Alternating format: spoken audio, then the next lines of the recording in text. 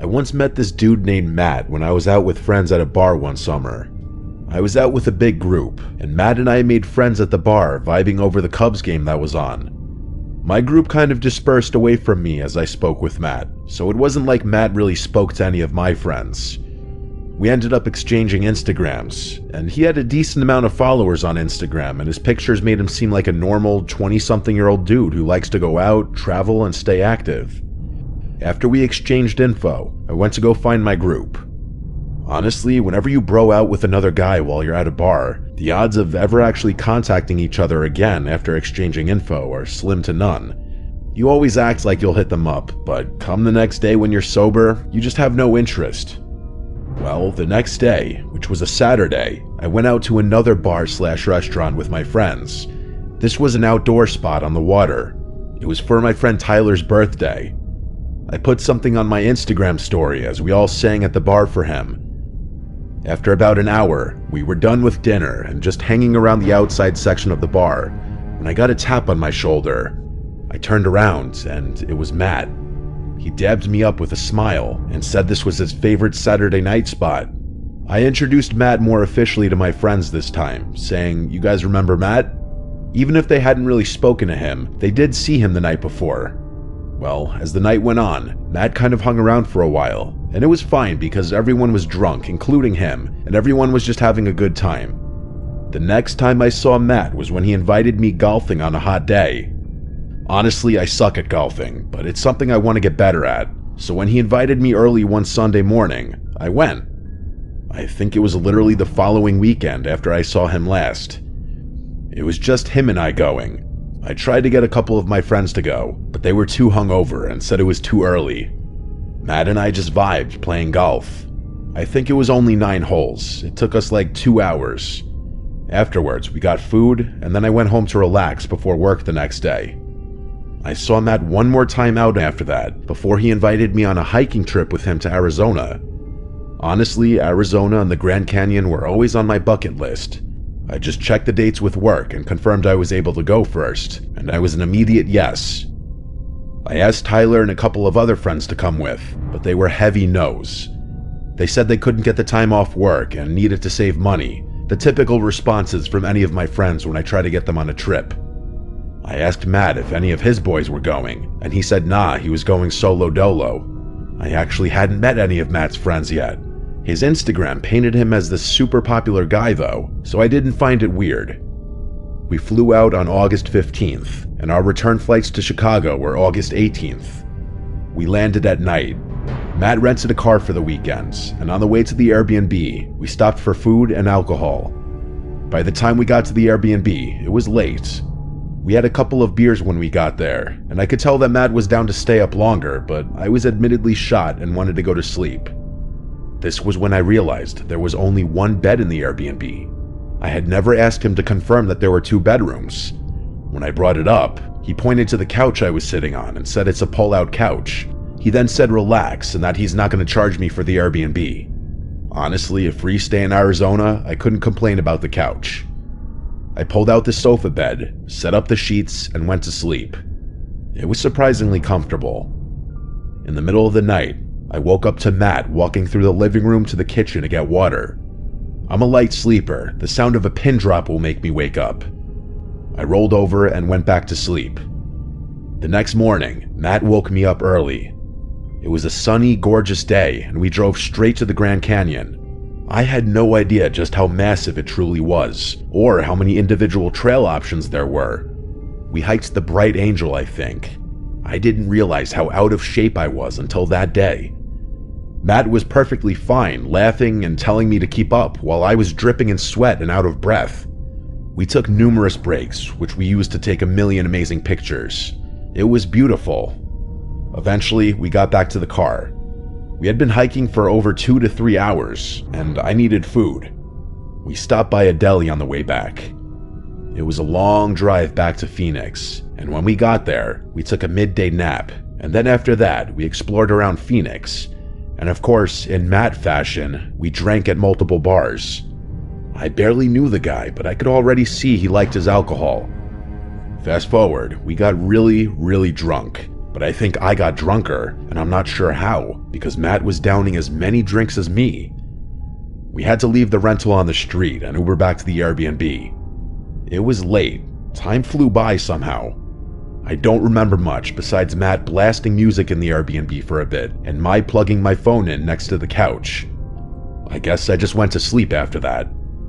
That night, I woke up randomly, probably a couple of hours after I fell asleep. My bladder was about to explode and my mouth was drier than the Grand Canyon. I got off the couch and headed toward the bathroom, but I heard something. A crack in the floor, like a crack from pressure. I scanned around the dark room with my eyes and saw nothing, so I went to the bathroom. While I was in there, midstream, I heard a door clicking shut. It had to be Matt's bedroom door. When I finished peeing, I went to try Matt's door, but it was locked. I knocked on the door, but there was no answer. Whatever, I went back to the couch and fell back asleep pretty easily. The next morning, I woke up at like 8 a.m., head throbbing. The first thing I noticed was my phone. It was in a weird position. I had it charging last night and left it laying on the floor next to the couch bed, but now it was sitting on the table next to the couch and it was unplugged. I was questioning why I might have done this, but ultimately my answer was simple. I was just super drunk. That day, we obviously didn't do any hiking, otherwise I would have puked. We just Ubered to the car and then did some driving around, exploring different neighborhoods, scenery, and checking out the botanical gardens. I didn't really want to drink that day, but later on, Matt convinced me, and wouldn't you know it, it was another night of getting really, really drunk. Our flight was at like 1 p.m. the following day, so at least we didn't have to worry about getting up really early. We got back to the Airbnb late again. I'd say between 1 and 2 a.m. this time. Matt insisted on letting me sleep in the bed that night, just because it was fair. Honestly, I didn't argue. I eventually took my bag to his room and then said goodnight and shut the door. I didn't lock it. Not that it mattered, because the locks from what I remembered had those doorknobs with locks that you could easily unlock with like a butter knife or something. I wish I could say the story ended there and that we went home in peace the next day. Well, I woke up that night, probably not long after I fell asleep. I didn't know what woke me up at first. It's like waking up to a sound, but you didn't fully consciously hear that sound because you were still technically asleep when it caused you to wake up. I looked around the room, and then for my phone. My phone was missing. I had it plugged in next to the bed, and had the phone on the bed next to me, but now the cord was just dangling from the outlet to the ground with no phone. How could this happen again? I looked on one side of the bed on the floor, and then the other, and I jumped up and screamed at the top of my lungs when I saw Matt laying face down, sprawled out on that side of the bed on the floor. He looked up, looking like he'd just woken up from a deep sleep. I shouted, "What are you doing?" He looked around the room, acting confused, like he didn't know how he got there. He stood up and said that he must have been so blacked out that he just walked in here to go to bed, but then remembered I was in the bed and he crashed on the floor. But that didn't make sense because he was on the side of the bed further from the door. I then accused him of taking my phone, and he played dumb. He said I should check under the bed, maybe it fell. Then he got on his knees, looked under the bed, and instantly said, "Bro, here it is," and he pulled it out from under the bed. I looked at him, and I genuinely felt like I was staring at a different person now. Who was this guy? Did he really try getting into my phone twice? I told him I'll just go back to the couch, but he insisted he would, and then he left the room. You bet your ass I locked the door this time. If it weren't for the phone, sure, I'd just see it as he was really drunk and did something goofy, like come pass out on the floor, but I was detecting bullshit there.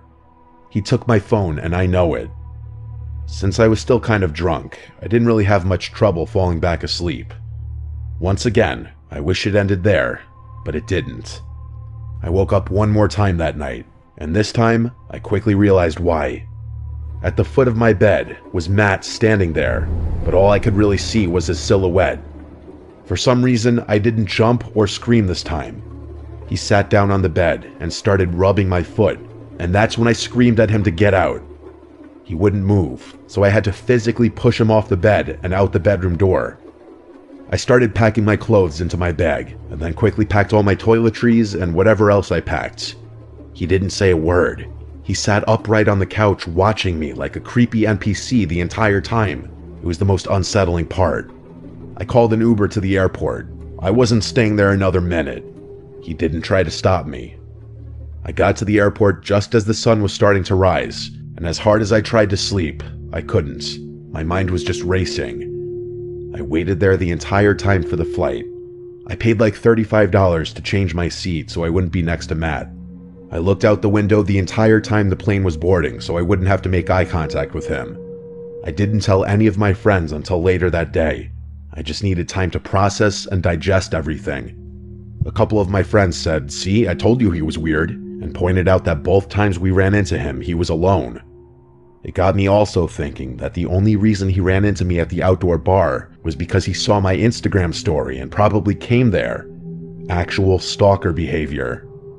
I blocked his number and Instagram, but before doing so, I went to one of his older Instagram posts where he was with friends.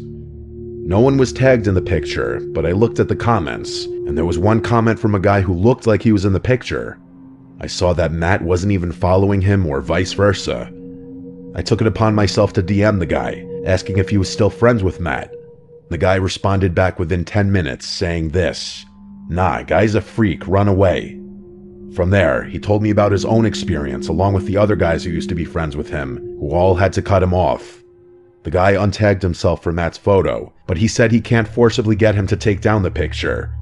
He wasn't surprised at all when I told him what had happened in Arizona, and the guy's response was, "Guy should be in jail." It's crazy that I thought Matt was just a normal dude who was looking for a bro, but he ended up being a potentially dangerous predator. I still just want to know what he was trying to access on my phone.